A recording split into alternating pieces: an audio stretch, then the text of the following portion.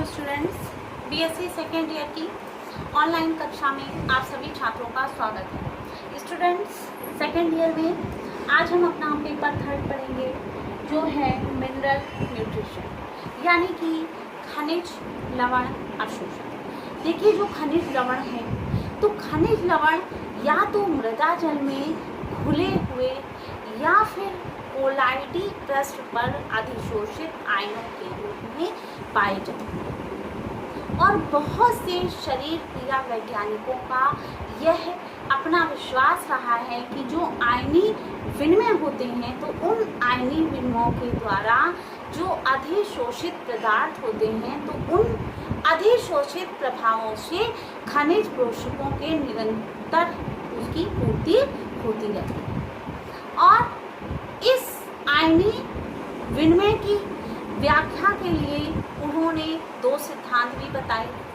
वो दो सिद्धांत थे कार्बन डाइऑक्साइड हाइपोथेसिस और केशन एक्सचेंज हाइपोथेसिस, यानी कि कार्बन डाइऑक्साइड परिकल्पना। सबसे पहले हम इस परिकल्पना को देखेंगे क्या है। अब देखिए, इस परिकल्पना के अनुसार क्या होता है कि श्वसन के समय जो रूट होती है तो उन रूट यानी जड़ों के द्वारा उत्पन्न जो कार्बन डाइऑक्साइड होती है वो जल के साथ क्या करती है, अभिक्रिया करती है और अभिक्रिया करके कार्बनिक अम्ल को बनाती है। और जब वो उस कार्बनिक अम्ल को बना लेती है तो उस कार्बनिक अम्ल को बनाने के बाद बदले में हाइड्रोजन आयन कोलाइडी कणों पर अधिशोषित घन आयनों के साथ स्थान बदलते हैं और बाइकार्बोनेट आयन अधिशोषित ऋण आयनों को मुक्त करते हैं। किस लिए मुक्त करते हैं? ताकि जो धन आयन है और जो ऋण आयन है दोनों पौधों की जड़ों के लिए उपलब्ध है। तो ये हमारी कौन सी हाइपोथेसिस थी? कार्बन डाई हाइपोथेसिस।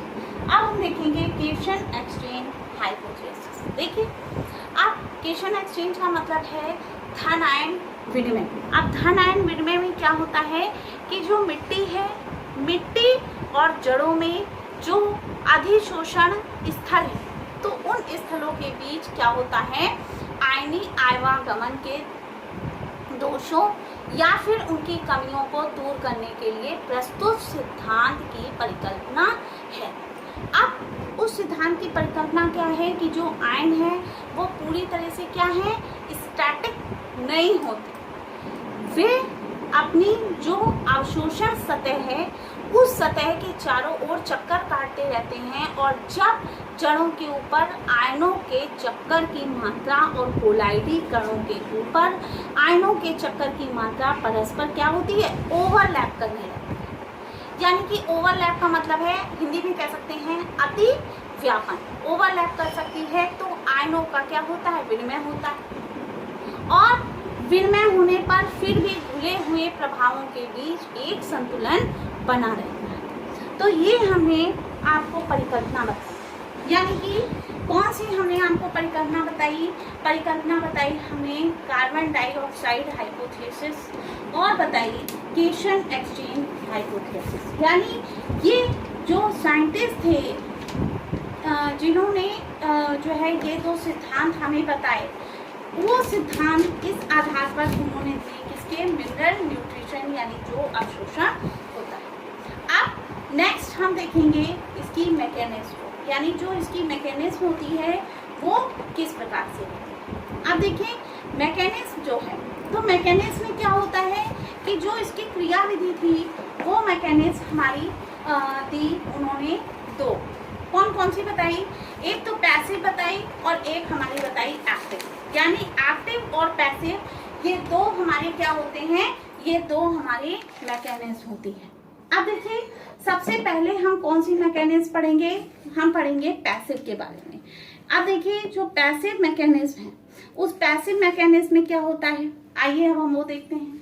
देखिए, जो पैसिव मैकेनिज्म है तो उसमें क्या है, जो खनिज लवण होते हैं तो खनिज लवण अवशोषण की जो क्रियाविधि होती है उसको समझने के लिए उन्होंने कई ऐसे मत प्रस्तुत किए और प्रस्तुत करने में उन्हें दो वर्गों में रखा गया है, एक एक्टिव और दूसरा पैसिव। यानी कि सक्रिय और निष्क्रिय। अब अगर हम पैसिव की बात करें, निष्क्रिय की बात करें, तो निष्क्रिय अवशोषण को हम क्या कहते हैं? भौतिक अवशोषण।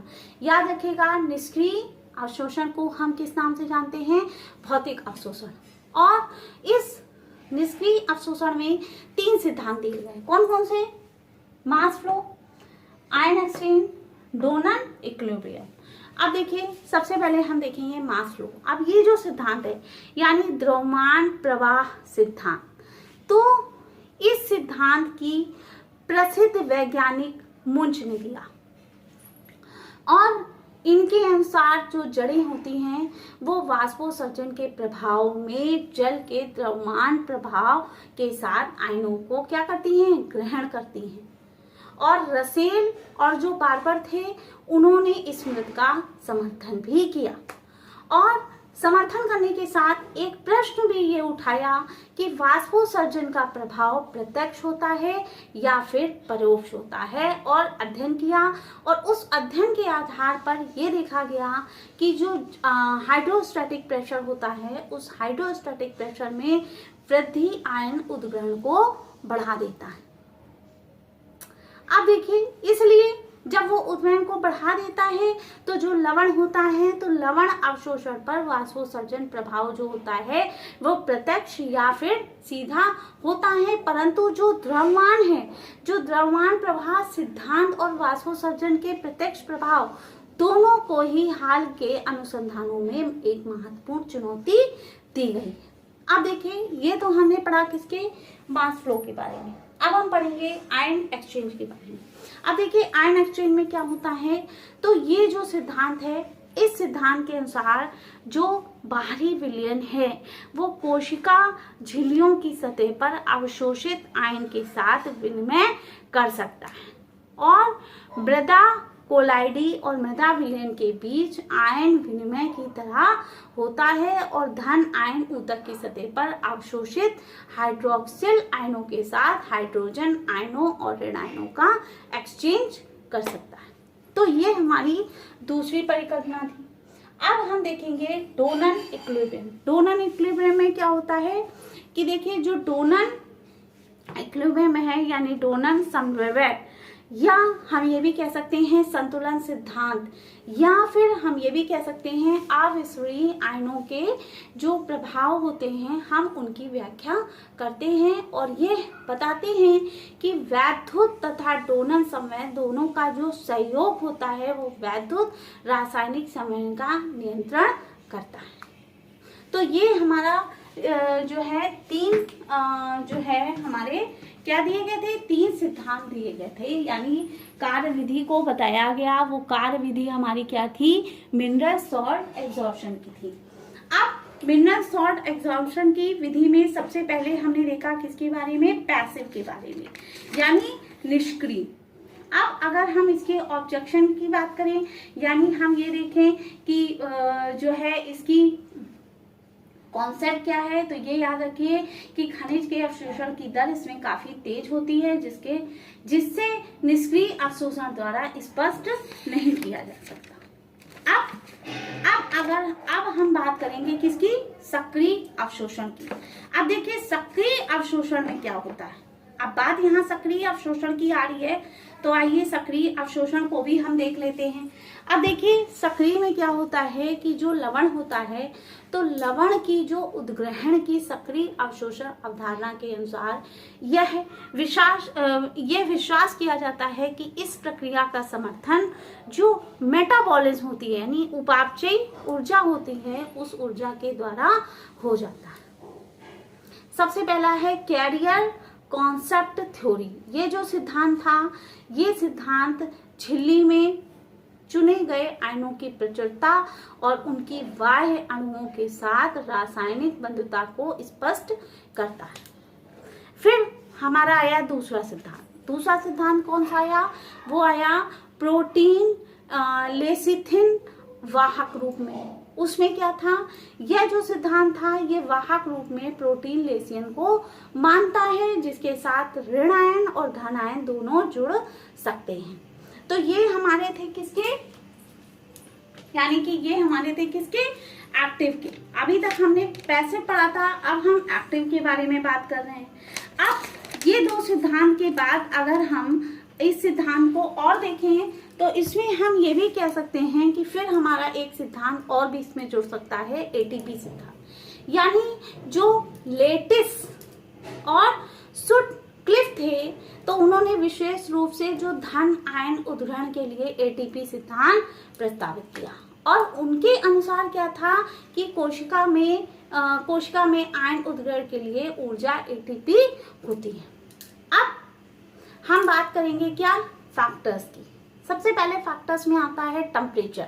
तो देखिए टेम्परेचर में आंशिक वृद्धि सक्रिय और निष्क्रिय दोनों लवण अवशोषण प्रक्रिया को बढ़ा देती है।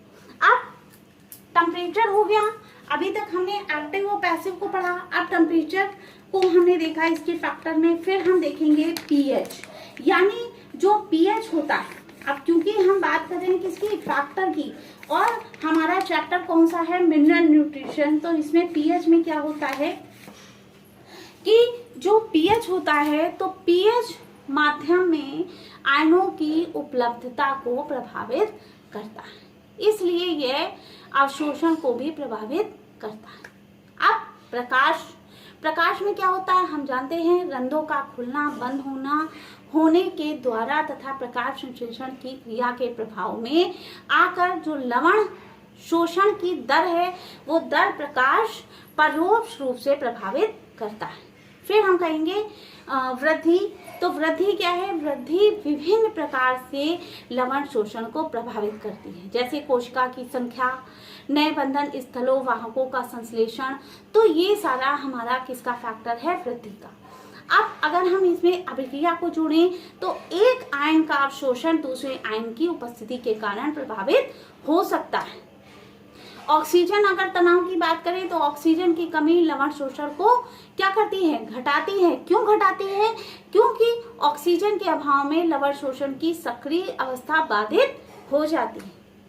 तो ये था हमारा आज का चैप्टर, जो था chapter 6 mineral nutrition. I hope आज का ये चैप्टर आप सबको समझ में आया होगा। नेक्स्ट चैप्टर हम अपना कल डिस्कस करेंगे। Thank you.